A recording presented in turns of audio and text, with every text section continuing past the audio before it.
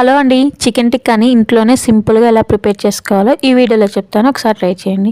ముందుగా చికెన్ని ఇలా చిన్న చిన్న పీసెస్గా కట్ చేసుకోవాలి. ఇప్పుడు ఇందులోకి కొద్దిగా కారం, ఉప్పు, గరం మసాలా, అల్లం పేస్ట్ వేసేసి బాగా కలుపుకోవాలన్నమాట. ఇవన్నీ ఇలా బాగా కలుపుకున్న తర్వాత ఇప్పుడు ఇందులోకి 1.5 టేబుల్ స్పూన్ పెరుగుని యాడ్ చేసి ఇప్పుడు దీన్ని కూడా మంచిగా బాగా కలిసే విధంగా మసాలా అంతా బాగా పట్టే విధంగా ముక్కకి మంచిగా కలుపుకోవాలి. ఇప్పుడు ఇందులోకి 2 చుక్కల నిమ్మరసం, కొద్దిగా కరివేపాకు వేసి మొత్తాన్ని బాగా కలిపేసి దీన్ని ఒక అరగంట పాటు పక్కన పెట్టేసేయాలన్నమాట. ఒక అరగంట తర్వాత చికెన్ తీసి, నా దగ్గర గ్రిల్స్ కానీ కడ్డీలు కానీ ఇలా ఏం లేవు, అందుకని చెప్పేసి ఇలాగ నాన్ స్టిక్ పెనం తీసుకొని అందులో 3 టేబుల్ స్పూన్ల ఆయిల్ వేసేసి చికెన్ పీసెస్ పెట్టేసి ఒకవైపు బాగా కాలిన తర్వాత ఇంకొక వైపు టర్న్ చేసుకుంటూ మనం పీసెస్ అన్ని వీడియోలో చూపిస్తున్న విధంగా అయితే కాల్చుకోవాలి.